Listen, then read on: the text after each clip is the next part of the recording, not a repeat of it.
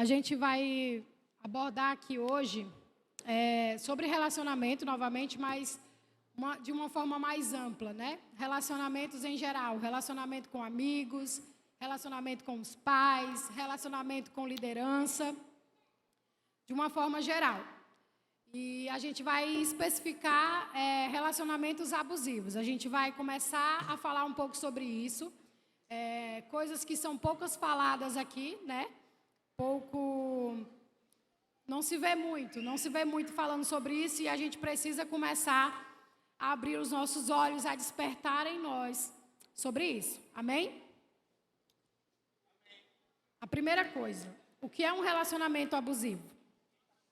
Sabe o que é? Você responde. Meu Deus, é só eu aqui mesmo. Não, vai ser nós. A primeira coisa sobre um relacionamento abusivo é que é um relacionamento em que você não pode ser você. Você precisa viver em função do outro. Você precisa se anular para que o outro seja o centro. Então, é basicamente isso. Você não tem voz nesse relacionamento. Você não consegue expressar algo nesse relacionamento. Então, às vezes é um amigo que só chega em você para contar problema. Você nunca pode contar com o apoio dele, porque é sempre você que tem que ser o apoio desse amigo. Ou um esposo, uma esposa que quer que um ou outro se encaixe no seu padrão e você tem que viver um casamento conforme a vontade de um só. Ou um líder que quer que você se encaixe também num padrão que é do homem e não num padrão que é de Deus. Amém? É basicamente isso. Tem mais ou menos 1 mês e meio que nós temos orado e compartilhado sobre isso e estudado sobre isso, né? Então, se você puder estudar, compartilhar, eu vou compartilhar para vocês. Você pode olhar no podcast do Douglas Gonçalves, do Jesus Cop, Tamires Garcia. Você pode olhar o pastor Fábio Coelho, é uma das pessoas que nós temos ouvido sobre isso.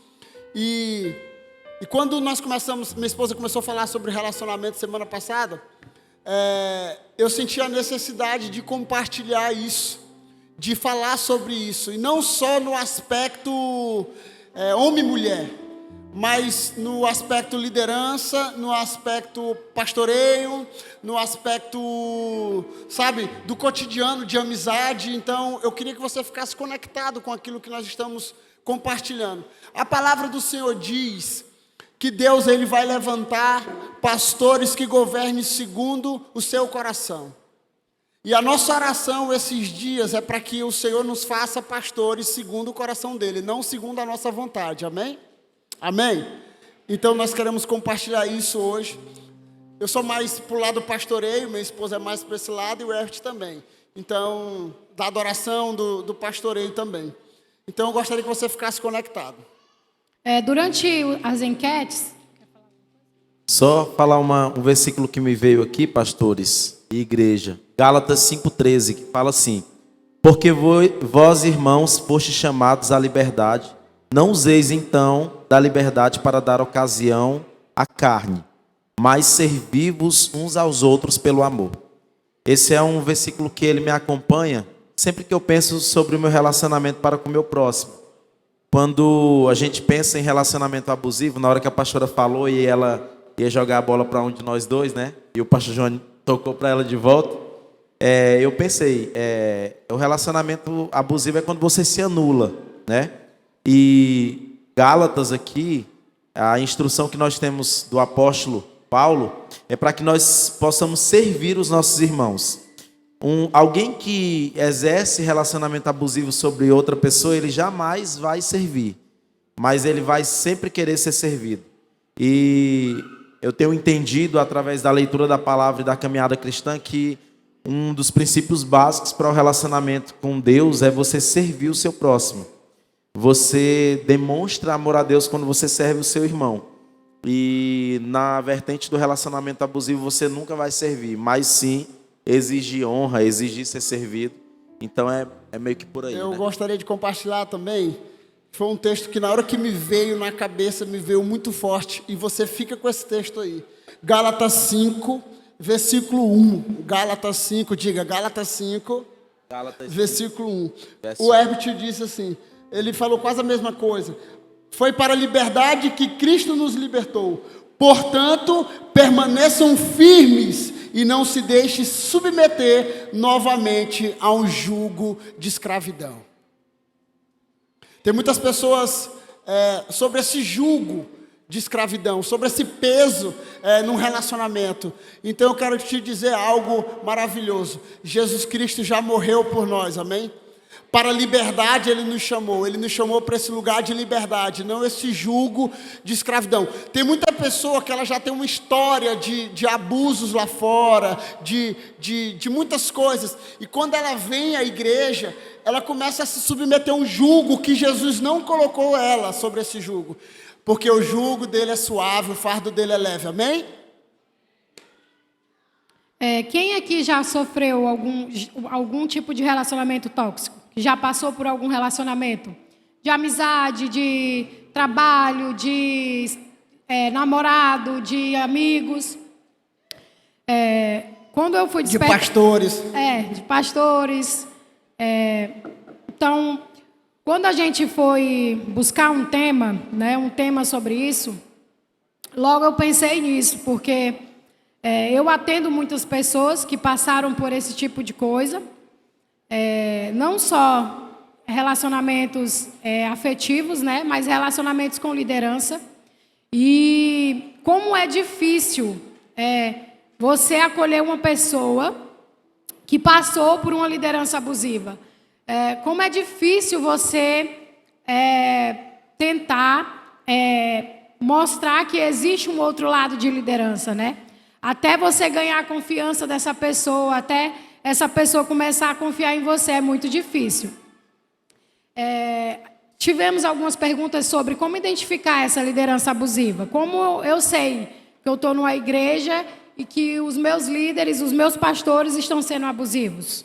O nosso pastor, ele tem uma frase, o pastor Raimundo Nonato, foi uma frase não, é uma oração dele, eu já peguei essa oração umas 2 vezes, e eu sempre oro a mesma oração dele. Ele diz assim: Senhor, nos ajude, me ajude, ele fica orando por ele, né? Ele diz: Senhor, me ajude a não manipular ninguém e nem ser manipulado. Me ajude a não... Como é que eu falei para você? Me deu um branco aqui agora. Mas ele fala sobre isso. Sobre não manipular e não ser manipulado. Não enganar e não ser enganado. Então é uma oração muito forte dele. E eu pego essa oração para mim. Todos os dias eu oro, minha esposa sabe disso. Que eu não seja um líder abusador e que ninguém me abuse, né? Que eu não abuse ninguém ou engane ninguém e que ninguém me engane. Essa é uma das orações que eu tenho orado ao Senhor todos os dias. E em cima disso, da pergunta sua, eu acredito que o primeiro princípio dentro da igreja, dentro de um relacionamento, é você se conhecer. Segundo, conhecer a palavra de Deus.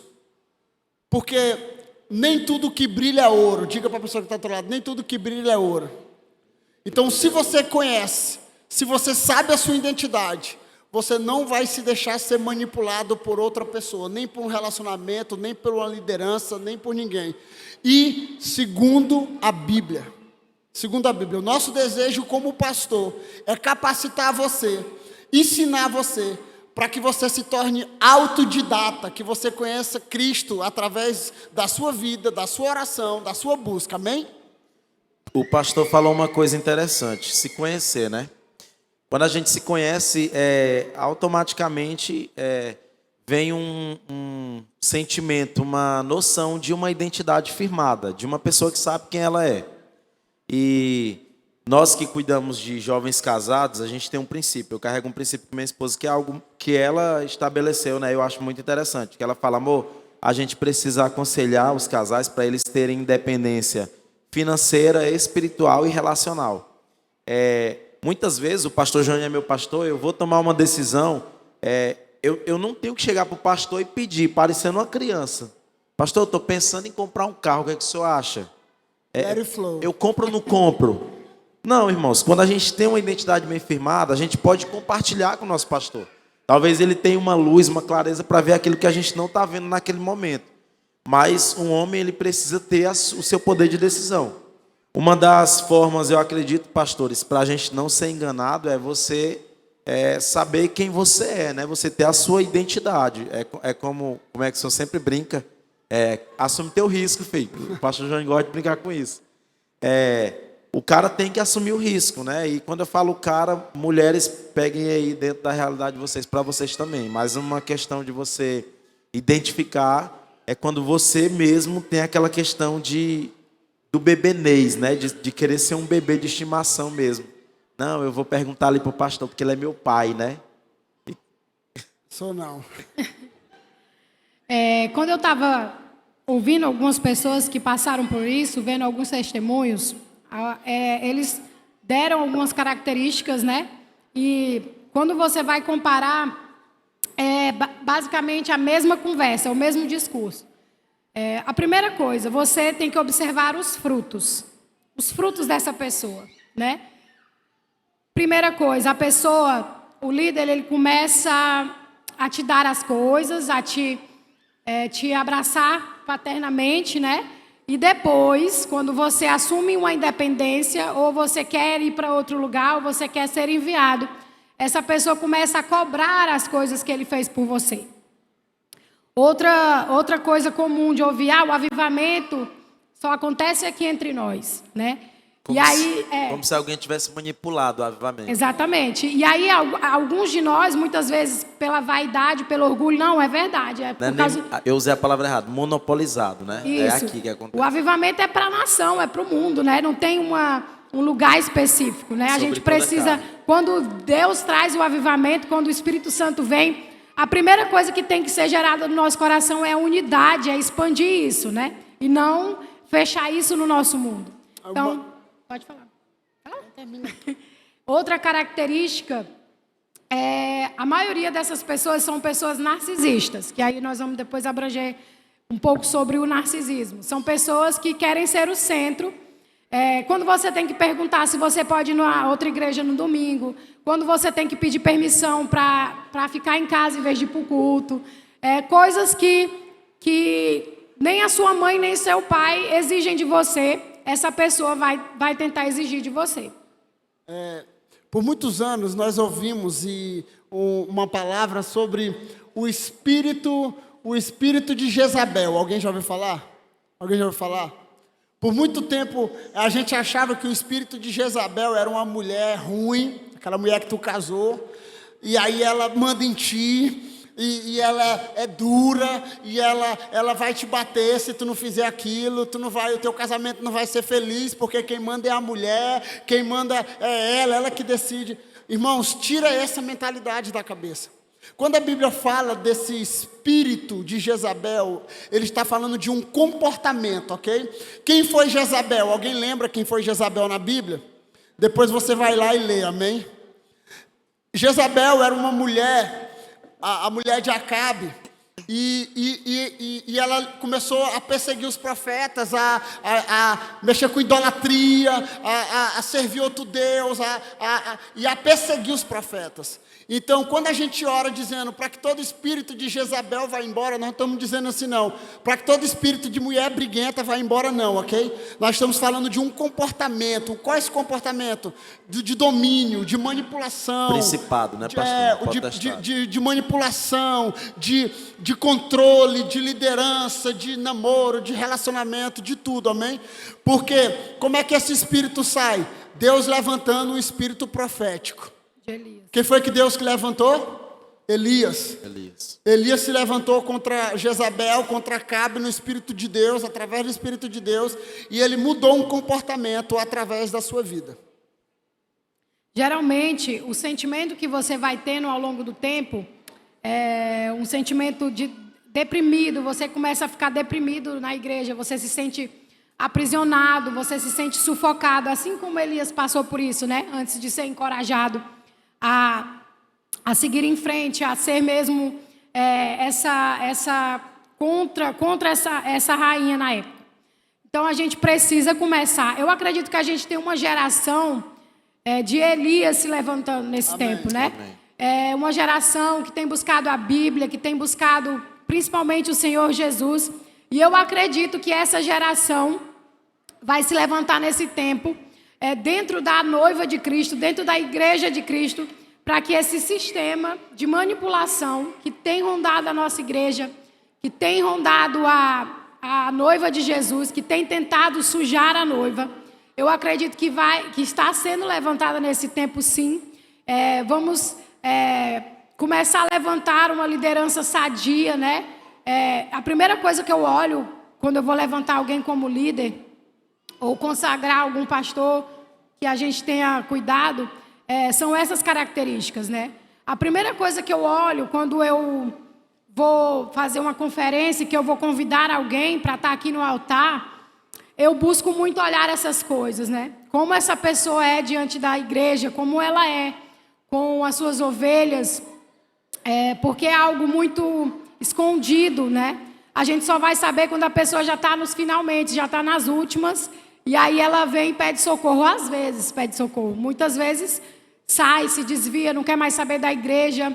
Muitas pessoas estão fora da igreja por causa desse sistema que tem se instalado dentro da noiva de Cristo, né? O meu esposo falou também que, assim como existe Jezabel, existem os fariseus, que são pessoas que também manipulam, né, o que a pessoa vai viver com Deus, o que a pessoa vai decidir, julgam essa pessoa. As pessoas falaram nas perguntas sobre pessoas que gostam de viver nesse relacionamento tóxico, né? Essa dependência. Eu já tem mais de 20 anos que eu caminho no Evangelho, eu não nasci na igreja, mas eu já atendi muita gente, já cuidei de muita gente, que elas encontram esse lugar de cura. A igreja é um lugar de cura, amém? Amém? Eles encontram esse lugar de cura, só que tem gente que ela vem já de uma história de carência emocional, de uma depressão, de uma ansiedade, de uma dependência mesmo de alguém paparicano. E quando ela encontra esse lugar, essa igreja, que aqui quando a gente começa a falar de família, quando a gente começa a falar, e essa pessoa se encontra nesse lugar. Por isso que eu sempre brinco. Eu sei que eu me torno na liderança, eu acabo me tornando um pastor, um pai, eu cuido de muita gente que é órfão, mas eu sempre brinco com eles dizendo assim: eu não sou seu pai. Eu não sou seu pai. Por quê? Porque é uma responsabilidade muito grande. E tem gente que se alimenta disso. Para você ver um caso, a gente não pode expor, mas a gente precisa expor também, eu não vou dizer quem é a pessoa, mas tinha uma pessoa na igreja que ela foi bem cuidada, bem alimentada, só que ela começou a usar de chantagem com a líder dela. Como? Vou morrer, vou me matar, vou não sei o quê. E aquela coisa começou a sufocar a liderança dela, ao ponto de ela chegar e dizer assim: pastor, o que é que eu faço? Eu falei assim: minha filha, vamos orar primeiro, para que Jesus cure ela e visite ela dessa doença, porque é uma doença, e para que ela crie vergonha na cara também, né? O nome dessa doença é DNA. Demasiada necessidade de aparecer. Então, a gente cuidava, e um dia eu tive uma reunião, eu marquei um discipulado com ela, botei a pessoa na sala, e eu falei: tudo que eu vou conversar aqui vai ser gravado, ok? Já para ela não depois dizer assim: o pastor me rejeitou, me abandonou, ele me feriu. E eu falei: tudo que nós vamos conversar eu vou gravar aqui. E o que acontece? É uma falta de respeito o que você está fazendo. Por quê? Porque quantas pessoas estão tentando se matar agora, e você manda foto para a liderança dizendo que vai se matar com vitamina, irmão, B1, B2, B3. Mandava a foto do dizendo Google, que era veneno de rato. Dizendo que ia se matar, com corda no pescoço. E eu acho que é uma falta de respeito, ok? Eu atendi alguém esses dias que alguém da família se matou, irmãos. Então, não brinca com isso. E eu falei com essa moça: não brinca com isso. Você não sabe quantas pessoas estão sofrendo de verdade agora. Quando você entrar em contato com a liderança, muitas pessoas vão dizer assim: deixa aí, que é mais uma vez ela está chamando a atenção. Então, tem pessoas que gostam de viver nesse relacionamento tóxico. E eu quero te dizer: Jesus já te libertou, amém? Amém. Jesus já te libertou. Fique livre. Let it flow. Pastor, eu lembrando do versículo de Gálatas que a gente leu, o senhor falou aí do conceito de família. Eu acho interessante uma coisa, tudo aquilo que para Deus é precioso e Ele quer que a gente atinja um nível, o diabo ele tenta deturpar, né? Porque assim, era para realmente a gente ver a igreja, e é para a gente ver, amém, irmãos? Como um lugar de família, como um lugar de liberdade. Mas às vezes a gente vai para a ponta do extremo e começa a achar que o pastor é o nosso pai e tem responsabilidade de um pai mesmo. Não, o pastor ele vai ter que dar um jeito, eu preciso me inscrever no meu vestibular, né? E ele é o meu pai, eu estou na casa do pai. Então assim, mas na realidade essa ideia de um pai que o pastor possa ser na sua vida, muitas vezes Deus ele quer te dar você, sei lá, talvez você é um órfão e a Bíblia diz que Deus faz com que o solitário viva em família. Ele quer te dar uma pessoa para te dar uma mentoria, para te dar um destino, né? E muitas vezes a gente vai para outra ponta do extremo e abusa, porque a carência faz parte, né? Então eu acredito que nós precisamos estar bem vigilantes a isso. E esse conselho aqui não vai nem só para você que é discípulo, mas para você também que é líder. Você precisa estar atento a isso, até para tratar a pessoa em amor, mas para ser bem claro com ela. Muitas vezes a gente tem o abusado, mas tem o líder abusador também, né? Porque acaba que se torna uma via de mão dupla, né, pastor? Nós estávamos conversando com outros pastores de outros lugares, como é que funciona a consolidação, o discipulado. Irmãos, e nós temos uma bênção, ok? Amém? Olha aqui para mim. Nós temos uma bênção. Nós temos uma igreja que tem vários gabinetes pastorais, que nós atendemos durante a semana. Mas, irmãos, eu fui pesquisar outras igrejas, aqui em Belém, em outros lugares, que o pastor, ele vê a ovelha no domingo à noite. Você já viu isso? É a forma que eles têm de uma capital, de cuidar de igreja. Nós, graças a Deus, temos uma igreja que tem discipulado, que a gente atende no gabinete. Eu atendo discípulos dos discípulos. Mas uma coisa que nós precisamos aprender. Diga para a pessoa que está ao teu lado, nós precisamos aprender. Se relacionar primeiramente com Jesus.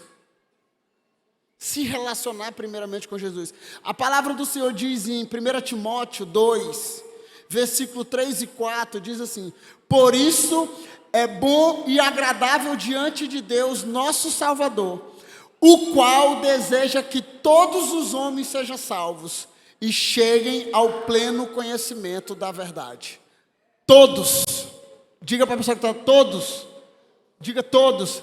O conhecimento de Deus não é para pastores, o conhecimento de Deus não é aqui para o púlpito, o conhecimento de Deus é para todas as ovelhas. E se você se relaciona com Ele, alguma vez uma pessoa perguntou para mim, quantas vezes o pastor Nonato foi na sua casa, né? Alguém perguntou para mim um dia. Aí eu falei assim, 3 vezes. 3 vezes eu falei, foi. E não foi resolver problema meu, foi resolver problema dos outros. E você nunca ficou chateado por isso? Eu falei, não. A vida do meu pastor é corrida. Quando eu quero, ele sempre diz isso, né? Quando eu quero achar vocês, eu encontro. E é certo. Quando o telefone toca, pastor Raimundo Nonato, eu sei que ele está querendo alguma coisa, resolver alguma coisa. E agora que ele passou 70 e poucos dias em casa, aí eu encontrava ele quase todo dia na casa dele. Então eu ia na casa dele. Então, tenha essa mentalidade. Graças a Deus que nós temos pastores acessíveis. Líderes acessíveis, mas sabe de uma coisa? Eles não são seus pais, eles não são a Jesus, direção, né, pastor? Jesus, eles não são o alvo da sua vida de dizer assim, eu saí da igreja, já mudando ao outro lado, né? Eu saí da igreja porque eu fui frustrado no relacionamento. Guarda o coração, eleve os olhos para o alto. Nós somos humanos, ok? Nós somos humanos. Se você gera uma expectativa em nós, a palavra do Senhor diz em Jeremias 17, do versículo 5 e diante, a Bíblia diz assim, maldito é o homem que confia no homem. Por muitos anos eu vi pastores pregar esse texto dizendo, não acredite em homens, não acredite em homens. A Bíblia não está falando disso, amém? Amém? A Bíblia está falando assim: maldito é o homem que se apoia no homem. Maldito é o homem que coloca sua expectativa no homem, cujo coração se afasta do Senhor. Gere toda expectativa no Senhor, Ele nunca vai te frustrar. Tem gente que é viciado nisso, né, pastor? Não, o cara, acontece um problema, ele não dá nem uma oradinha, ele vai atrás do pastor. Um dia eu vivi uma situação da pessoa dizer assim: rapaz, eu preciso conversar contigo urgente, e já era tipo 10h30 da noite. Eu, homem casado, doido para ir tomar um banho, né, descansar, relaxar. Aí ele falou: não vou nem dormir hoje se não conversar comigo. Eu digo: meu patrão, pois tu pode fazer uma garrafa de café e tomar ela todinha, porque eu não vou mais nem falar contigo não. Amanhã nós conversamos de novo. Porque o líder, ele tem que ter essa expertise também, essa direção do Espírito Santo. Rapaz, eu não vou entrar nessa ideia não, nessa ideia louca não. Primeiro que a gente tem que gerar nos nossos discípulos uma necessidade deles procurarem a Deus, eles consultarem o Senhor. Toda vez que um discípulo vem para mim com um BO, eu pergunto: tu já falou com Deus? O que ele te diz? Porque eu não vou te dizer nada que eu não vou contrariar a palavra do Senhor na tua vida, né? Então a gente tem que estar bem atento a isso também. Aconteceu um caso, um discípulo meu compartilhando comigo, ele disse que um dia, ele é líder de rede de casais, e ele disse que um dia uma pessoa chegou e disse: não, porque tu é meu líder, tu é meu pastor e tal, e aí eu preciso de ti. Aí ligou para ele 12:30, ele na empresa, e ele falou assim: preciso de... Na verdade não foi nem o cara, foi a mulher que ligou, né? Disse: eu preciso de você aqui agora, porque senão nós vamos separar. Com esse meu líder, né? Aí ele me disse, eu acabei de rir, né? Eu falei assim: é mesmo? Ele falou: foi. E tu? Pastor, como é que eu vou largar a empresa? Eu vou pegar um emprego para ir lá. Aí eu entendi o outro lado da manipulação, ok? Existem algumas coisas que eu vou resolver, mas a minha esposa. Tem outras coisas que eu vou levar para a minha liderança, pastor Nonato. Tem outras coisas que já vai ser eu e Deus. O Senhor disse assim para ele: por que tu não falou entre a minha mãe chorar porque eu perdi o emprego e a tua, porque a tua vai chorar? Lá em Apocalipse 2, do 18 em diante, fala assim, é uma carta à igreja de Tiatira, né? Ao anjo da igreja em Tiatira escreva: estas são as palavras do Filho do Deus, cujos olhos são como chama de fogo e os pés como bronze reluzente. Conheço as suas obras, o seu amor, a sua fé, o seu serviço e a sua perseverança, e sei que você está fazendo mais agora do que no princípio. No entanto, contra você tenho isto: você tolera Jezabel, aquela mulher que se diz profetiza. Com os seus ensinos, ela induz os meus servos à imoralidade sexual e a comerem alimentos sacrificados aos ídolos. Essa questão do abuso, né, da pessoa que é abusada e do abusador, envolve muita idolatria, né, dentro da igreja. E é aí onde entra ambos os abusos, porque existem também os discípulos que abusam, né, de pastores. A gente tem visto pastor se suicidando por causa da pressão, né, do dia a dia. Isso parte de uma idolatria tanto da parte daqui quanto da parte daqui.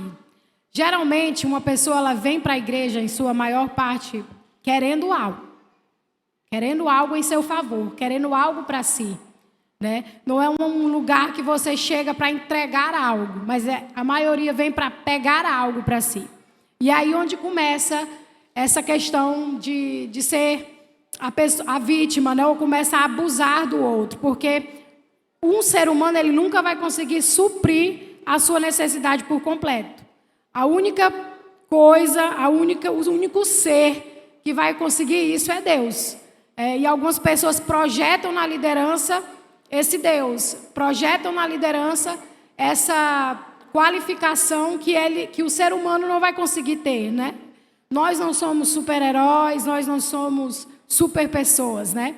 Nós somos pessoas normais, capacitadas por Deus, amamos o que fazemos, mas nem sempre a gente vai conseguir suprir a necessidade da pessoa. Esse pastor que estava... Como é o nome dele?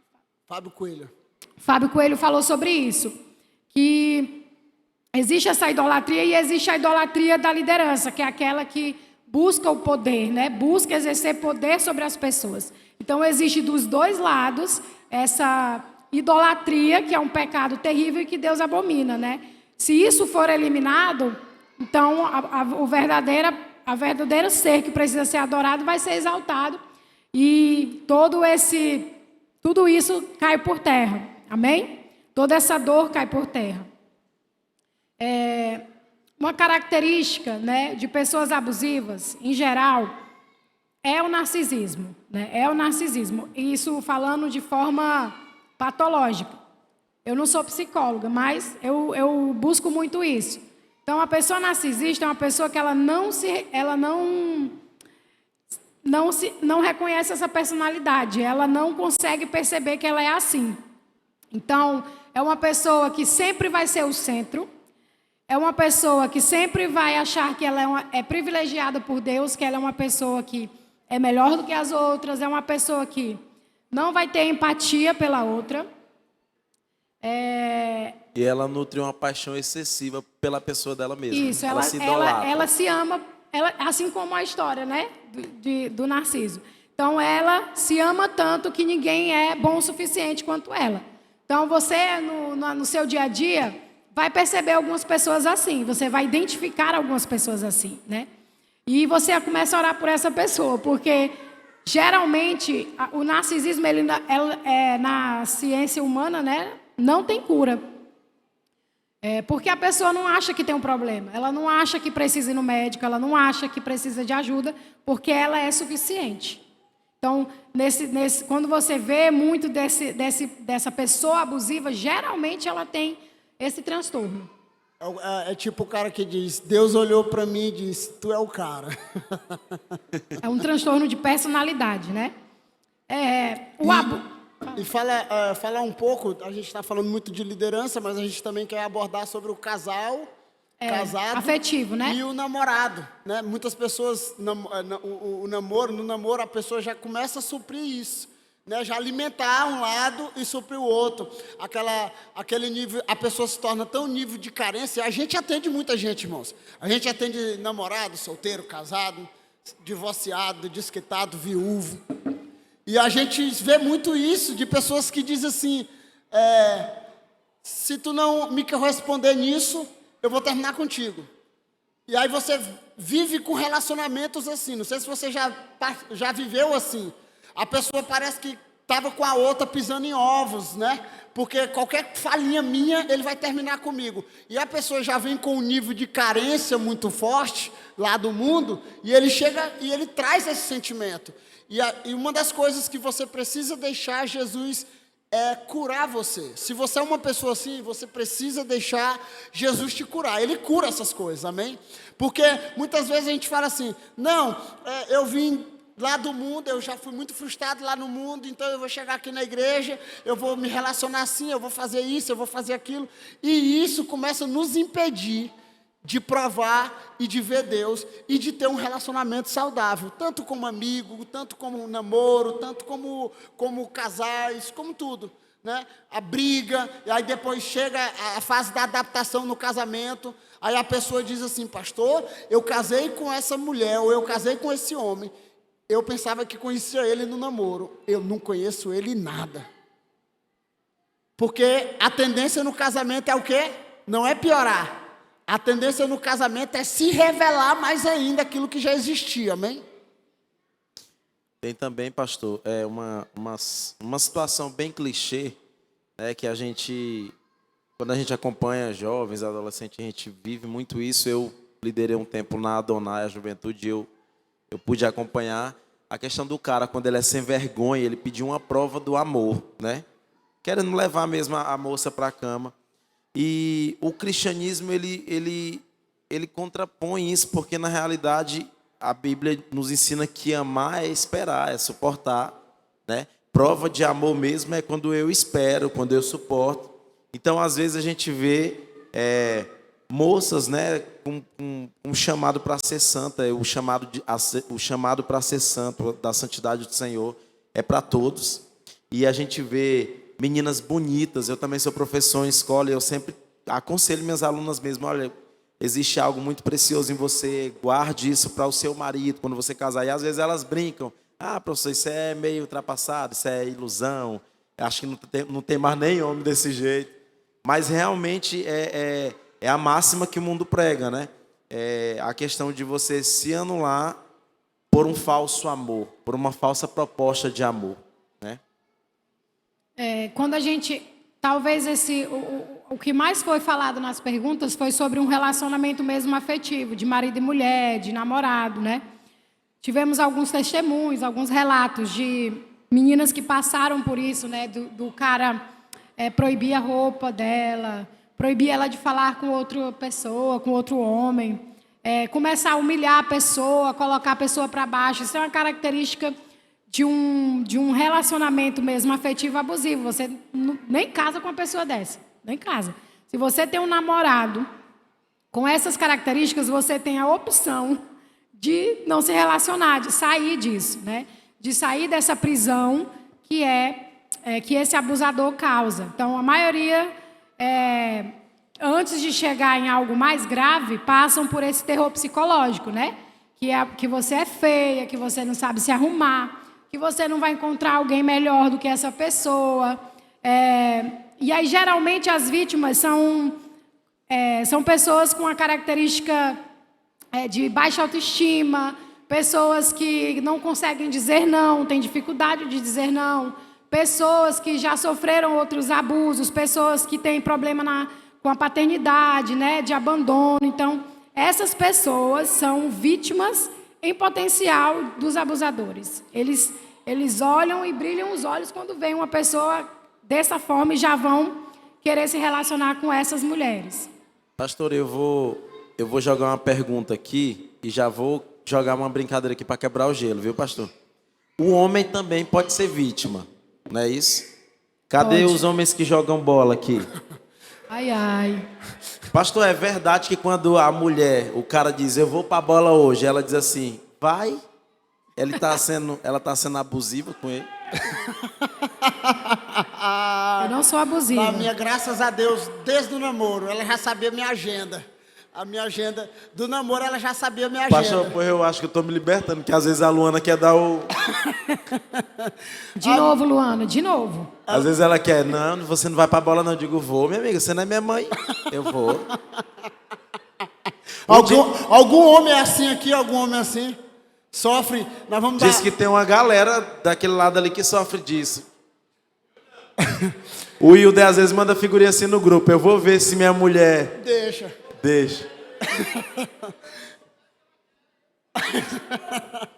O dele também. A Tailândia não tem cara que faz isso, não. O Igor. O Jonas também. Vixe. Nós vamos fazer um discipulado geral, então. Lá em casa a última palavra é a minha. Sim, senhora. Não, então o que acontece? A gente precisa entender isso. Eu atendi uma pessoa essa semana e eu falei sobre isso, né? Eu falei sobre solidão, solitude. Eu falei dos momentos. Eu tenho um momento que eu gosto de estar com os meninos, né? Com os rapazes, com os homens casados, para jogar bola, conversar de outros assuntos. Porque, irmão, eu passo a semana aqui, ok? Segunda-feira eu estou discipulando, terça-feira eu estou discipulando, quarta-feira eu discipulando, quinta-feira eu discipulando, quinta oração, sexta discipulando, sábado culto. Meu irmão, eu vou conversar sobre outros assuntos como? Ainda é pastor, de quebra, né? Ainda sou pastor. Então, o que acontece? Eu gosto de conversar sobre outros assuntos. Então, quando eu faço uma viagem, eu sempre levo algum discípulo, alguma coisa, para a gente conversar sobre outras coisas, para me discipular, para me ensinar. Para a alegria do dele, eu sou recordista de ir com o pastor. Vocês vigiam. Então, o que acontece? Então, olha lá, já tem outra ali que está na linha. Então, o que acontece? Nós precisamos trabalhar isso, ok? O combinado não... Sai caro. Sai caro. Então, lá em casa é assim. Quando eu sei que eu quero jogar uma bola, algumas vezes eu deixo a casa toda arrumadinha, toda limpa, porque ela vai chegar do trabalho e ela vai encontrar Dá um migué, né? Aí ela vai encontrar a casa toda limpa, ela vai descansar e eu falei, eu vou ali e já volto. Pastora, fala um pouquinho que eu tô achando que... Gente, eu vou dar uma dica aqui. Essa questão de eu aceitar ele no futebol foi gradativo, né? Gradativo, foi assim. Tu vai por leva o Gustavo. Também, mas o que é que eu aprendi, né? Eu aprendi que no momento que ele sai, eu também vou ter meu momento, né? Eu gosto de ficar só às vezes. Todo mundo precisa disso, então eu já sei. O dia do futebol é o meu dia com a Bibili e ele tem um dia dele com o Gustavo. Então, é saudável por isso. Mas eu já tive, sim, ciúme. Eu fui falar com a Luana de... Moto, vai ter o teu momento. Ela, pô, leva os dois meninos, porque com eles aqui... Não. É porque a Bibili né? A Bibili é de Bibili boa. A Bibili é como se eu tivesse... Só. Porque ela fica na dela A Bibili é de boa. não quer conversa. Mas existem, sim, mulheres abusadoras, viu? Existem, sim. Mulheres controladoras. Fala um pouquinho aí sobre uma mulher ou um homem que monitora o telefone do homem, que olha o telefone do homem, que vê se o cabo chegou. A minha, graças a Deus, ela nunca teve isso. Eu já olhei teu telefone. Ixi. Eu sabia já. Momento tretas online. Eu já sabia. Já Só olhei. que ela é o zelo, né? Eu chego arranhado, ela, quem foi que te arranhou? Quem foi que te arranhou? Eu vou bater nele. Eu falei, tu tá ficando doida, menino. É do futebol. Então, o que acontece? Eu lembrei disso. E tem mulher que é tão ciumenta, não sei se aqui tem, ok? Alguém tem? Quem é casado aqui? Quem namora aqui? Rapaz, a gangue dos casados tá grande, ó, pastor. Quem namora aqui? Quem não namora, levanta a mão. Pois ora, amém? Aleluia. O que acontece? Tem mulher que o cara, o homem, tem mais mulher, eu acho, que a mulher acorda de madrugada, acorda de manhã e olha pra ti e diz assim, aí tu, o que é, amor? Ela, nada. Aí eu, o que foi que eu fiz? Ela, nada. Eu sonhei contigo, me traindo. E eu digo assim, eu já tive uma vez isso, não foi? Só foi uma vez. Quase apanha. Aí eu falei, o que eu tenho a ver no teu sonho? Volta a dormir lá e me perdoa no sonho. Tipo assim, então você que é solteiro, ore, já vai se preparando, viu? Que isso é em todas as mulheres, amém? Unge a cabeça da sua mulher todo dia pra ela não ter sonhos mirabolantes. Mas isso aí é porque eu te amo, não tem nada a ver com abuso. É verdade, entendeu? é verdade. O abusador, ele vai dizer assim, não presta Se não. saiu bem, a pastora. Não presta não. Nem eu tenho ciúme de ti, porque ninguém vai te querer. Não. Tenho ciúme, porque, né? Você é um Amém. neguinho, mas é um neguinho organizado. Amém? Então, o nosso desejo com esse bate-papo é despertar você. Amém? Despertar você para todas as áreas. Qual é o tema maior do pastor Joane aqui? Qual é? Qual é? Let it flow. E quando eu comecei a usar esse let it flow, não era só simplesmente para você fluir no Espírito. É porque a ovelha, ela pertence ao pastor, amém? Eu sei que a gente cria vínculo. Eu sei que a gente cria história como ovelha. Então, quando a ovelha chega para nós e diz assim, pastor, eu estou orando para sair, para ir para outra igreja, a gente sente. Mas sabe qual uma coisa que eu aprendi a guardar meu coração? É let it flow. Amém? Let it flow. Tá saindo resolvido comigo, tá? Tá de boa comigo, tá ok? Não tem nada que atrapalhe a nossa amizade, não. Pois let it flow. Flua. Porque a ovelha pertence ao pastor Jesus, amém? E ele envia ela para onde ele quiser. Então essa é uma das coisas que Deus tem colocado no meu coração. Se você sente de Deus que você... já esses dias nós mandamos duas embora aqui, né? Tô brincando, Ana B e Natana foram estudar fora, outra foi ser missionária. Então, esse é o nosso desejo como pastor, é de ver você crescer, de ver você romper, de ver você liderar, daqui um dia de ver você pastoreando a Aliança Jovem. Quando a gente brinca aqui, vai guardando o coração que daqui um dia nós não estaremos mais aqui. Não é que a gente está dizendo que vai abandonar todo mundo e vai embora. É porque o nosso desejo é que vocês façam coisas maiores do que nós. Esse é o desejo do pastor, amém? Não é prender vocês dizendo, trabalha enquanto eu brilho. Não, trabalha para que todos nós possamos brilhar diante de Jesus, amém? Amém. Aqui já na reta final da conversa, Vamos explorar um pouquinho sobre pais e filhos abusivos. Alguém conhece? Pais abusivos. Eu conheço, Conhece? mas não é minha mãe, não. A minha também não. Não, a minha sogra é de boa. Só o meu pai, que apareceu aí depois de 28 anos e fica mandando mensagem. Meu filho, tu some. Aí o pai, o senhor passou 28 anos sumido, agora quer me exigir que eu apareça, meu irmão, pelo amor de Deus. Aí ele parou. Características, né? Às vezes a gente cresce, casa e nem percebe que passamos por algum tipo de abuso dos nossos pais. Às vezes sem eles terem consciência, às vezes porque é um pai narcisista ou uma mãe narcisista. Amém? Então, sempre um pai que abusa, um abuso, né, que as psicólogas falam, você expor seu filho diante das pessoas, alguma característica dele que você não gosta, em público, envergonha essa criança, isso é um abuso, né? Você não querer que seu filho saia de perto de você, você querer sempre ele perto, você não querer, ele cresce, vai morar fora, vai fazer uma faculdade fora. Pai, Que sufoca, né? tirar isso do seu filho, isso é abusar do seu filho, porque eu li uma vez um texto que ser pai e mãe é como um luto, porque você cria a pessoa para ela voar, para ela mesmo conhecer o mundo, ir para o mundo, né? Chora no bom não, sentido. pastor, No o bom Gugazinho, ó.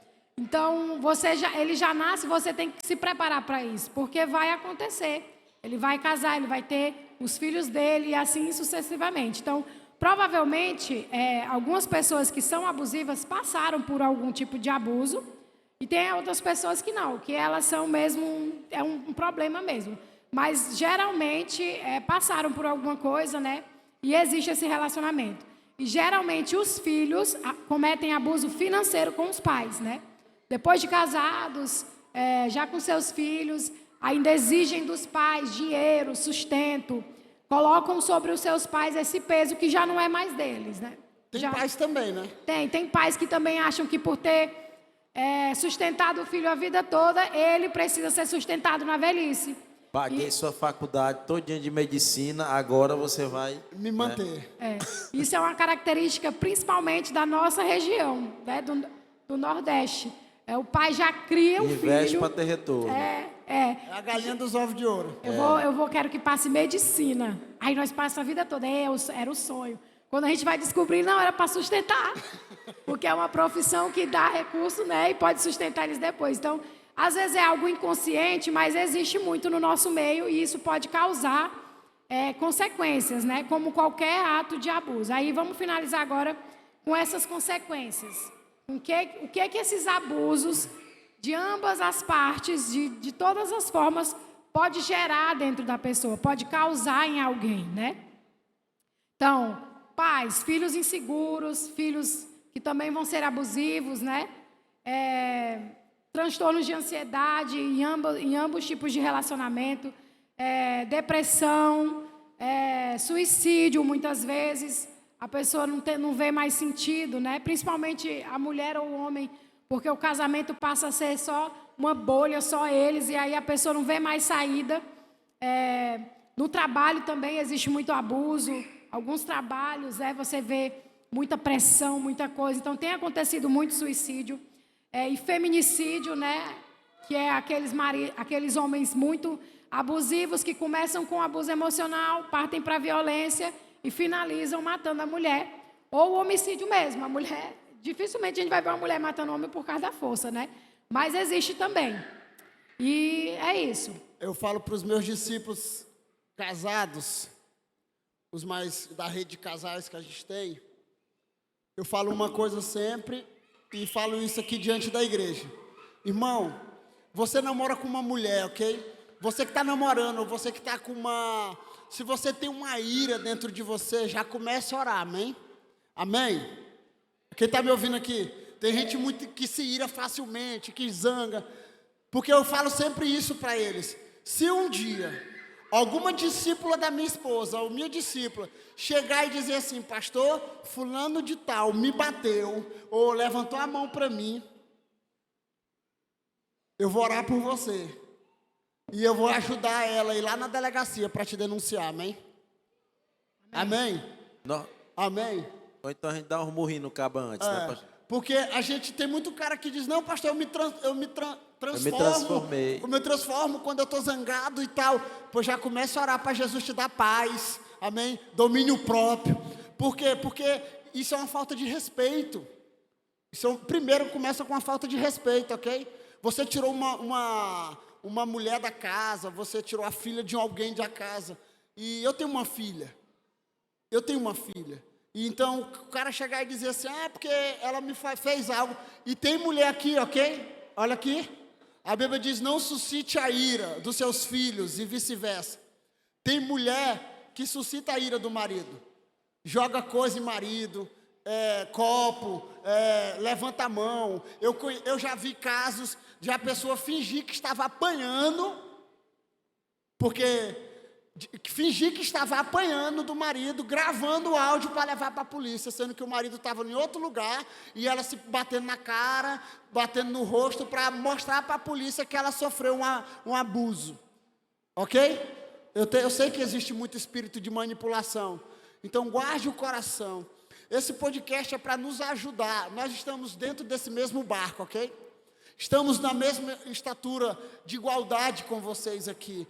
Por isso que nós colocamos uma mesa aqui, começamos falando de mesa, porque Jesus estava diante dos discípulos, depois do caminho de Emaús, eles só conseguiram abrir os olhos depois que eles viram Jesus e eles estavam na mesa, num lugar comum. Então a igreja é uma mesa, ok? E nessa mesa nós compartilhamos um com o outro aquilo que nós sentimos, aquilo que nós falamos, aquilo que nós pensamos. Se você já foi abusada fisicamente, emocionalmente, primeiro, libere perdão, procure um tratamento, procure um pastor, procure um psicólogo, de boa. E eu quero fazer uma outra coisa aqui diante de vocês. Se algum dia vocês se sentiram abusados por qualquer liderança, por qualquer pastoreio, eu na posição de pastor, eu quero pedir perdão. Porque a graça que em nós é dada é a mesma graça que em vocês é dada. Então, como um pastor, como um líder, se algum dia você sofreu abuso espiritual, que eu falo abuso de autoridade, de pessoas que colocaram o dedo em você, porque era um pastor, era um líder, nos perdoe. Esse não é o nosso desejo. O nosso desejo é de fazer você fluir naquilo que Deus te chamou para fluir. Esse é o nosso desejo, fazer com que você compreenda Deus, conheça Jesus Cristo. Esse é o nosso desejo. Quando a gente chega aqui e diz, leia a Bíblia, ore mais, jejue mais, busque mais. Nós não estamos mandando, nós estamos querendo que você alcance um lugar que talvez a gente já alcançou. E quer dizer para você que esse lugar é o lugar da mesa, é para todos, amém? Amém? Não há nenhum sentimento em mim, na minha esposa, no Herbert, de dizer assim, nós somos os melhores, a igreja, não tem esse sentimento. Nós somos todos iguais perante ao Senhor, todos iguais. E esse é o nosso desejo como pastor nessa noite, de poder compartilhar essas experiências.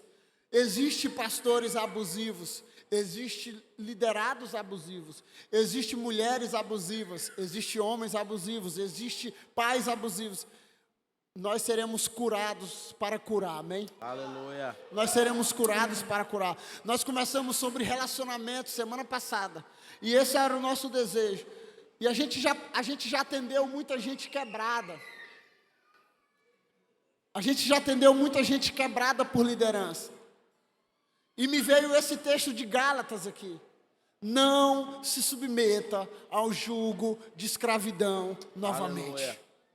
Não se submeta. Não se submeta. Se você já foi abusada, eu estou falando físico também, por algum homem, por algum esposo, por algum... Libere o perdão. Abra a sua vida para um novo relacionamento.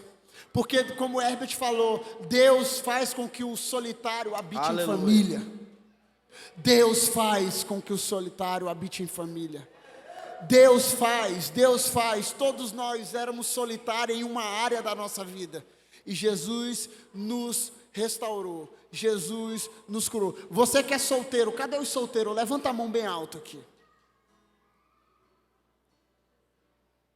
quando você estiver completo em suas emoções, quando você estiver completo no seu sentimento, Deus vai mandar uma pessoa para você. Amém. Deus vai mandar, eu tenho convicção disso, ok? Talvez essa pessoa está aqui, aleluia. Eita, glória. Aleluia, cadê Uma os galera homens? bem convicta por aqui, pastor. Então eu gostaria que você ficasse em pé.